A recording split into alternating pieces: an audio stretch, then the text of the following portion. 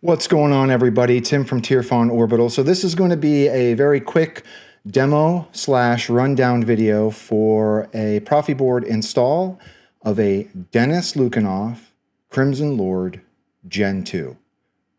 Got it all in one take. So this has been set up with an eco chassis from Goth 3D, and it's a very straightforward build. It is two installs, essentially. It's got two Proffie boards in it.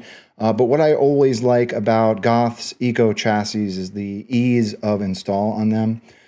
So I did set it up with some real red quartz crystals, and that's really it. So we're going to go over the hilt itself. We'll go over how to use it. There are some minor differences between the Gen 1 and the Gen 2. And then we'll put some blades in there. I'll try to get two blades in the hilt.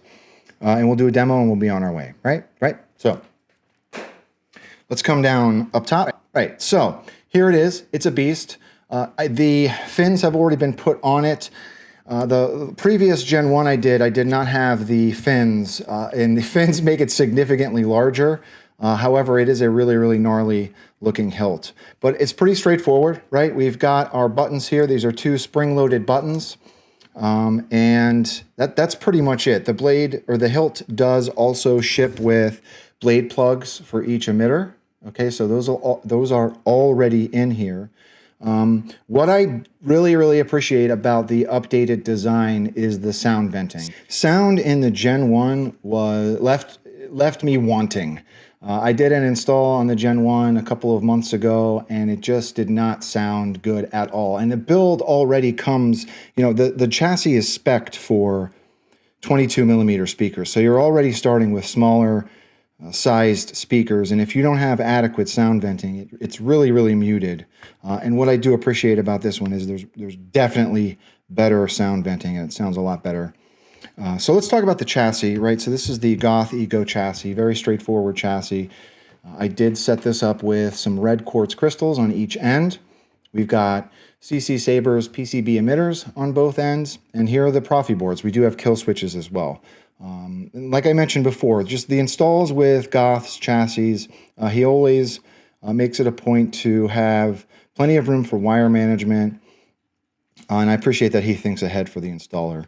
For that kind of stuff. But very simple setup, right? So let's talk about how to use it. I guess it would help if I had two batteries ready. We've got two springs. Spring side is your negative. You want to take the flat part of your battery, put it in. Be careful. Okay. Put it in on the negative side. Negative is, or flat side is. Welcome to the dark side. Cool. Thanks for talking to me. So you put your batteries in.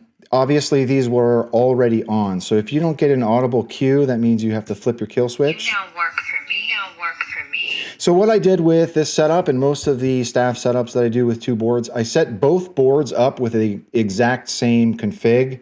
That way, as you scroll through fonts, you're using the same font config as you navigate the Proffie board menu, right? So they works fine outside of the hilt. So here are the two crystals lit. I have a top and bottom neopixel for each crystal. They are their own blade, and obviously we've got a separate blade config for the main blade.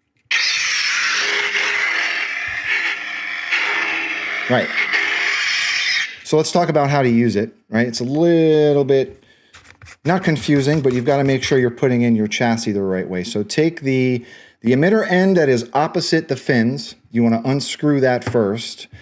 Just like the Gen 1, there is a channel all along the side of this chassis.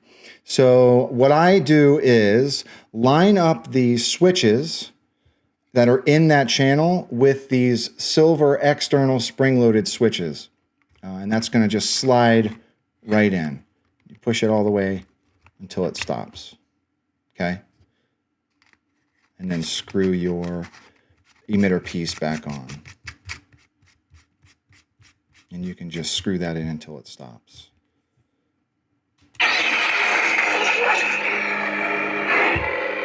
So let's come down.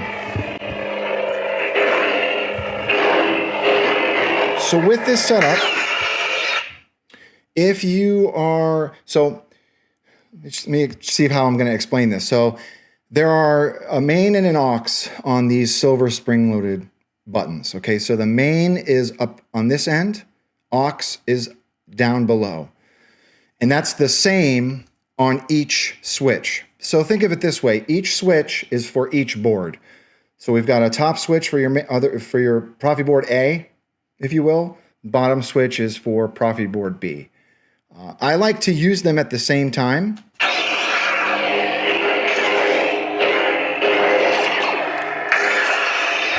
That way you're navigating through the menu and all that at the same time. You don't have to do it like that, but that's how I found is the easiest way for me.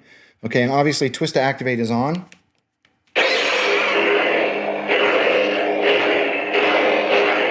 Yeah. I mean, it sounds way better than the Gen 1. I mean, the sound is significantly better on this version. So let's talk about how to pop a blade in it.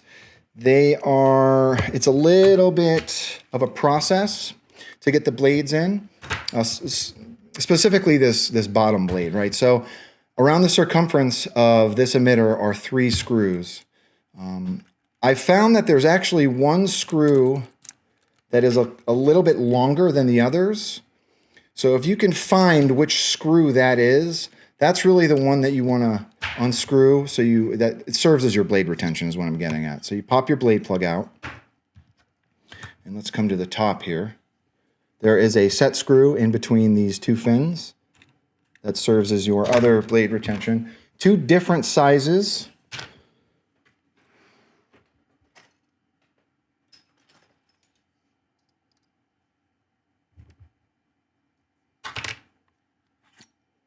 And that is the blade plug for the main emitter. So let's see if we can get blades in this thing on camera. Luckily, I have 2 blades specifically for this hilt, actually.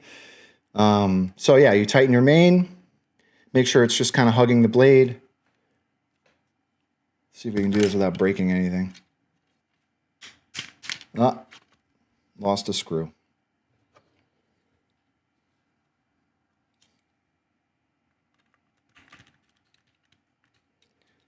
I'm going to leave that screw out for the purposes of this review. But just keep in mind, you can lose these. All right, so here we go. Let's try and get it in frame.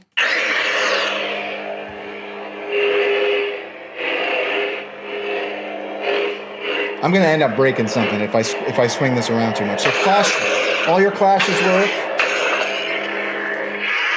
Twist to activate and deactivate work. So that to go through your fonts, you want to hit aux. I must be cautious wherever I go. I like to hit them at the same time. I have a bad feeling about this. So you're going through each font.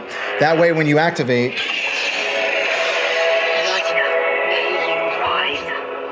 you rise, and... Okay. That way you're going through each font and each color is going to be the same as you activate. You don't have to do it that way, but when you have both blades in, it's kind of a good idea to do that. So it's a little bit of you got to tweak it and play with it a little bit to navigate through both boards at the same time.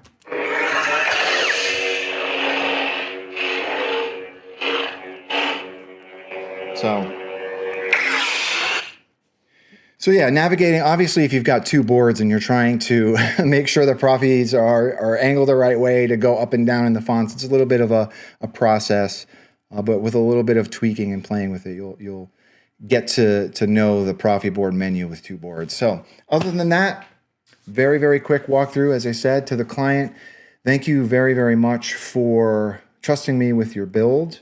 To the viewers, if anyone has any questions about this particular build, please don't be a stranger, as I always say. And with that being said, may the force be with you, always.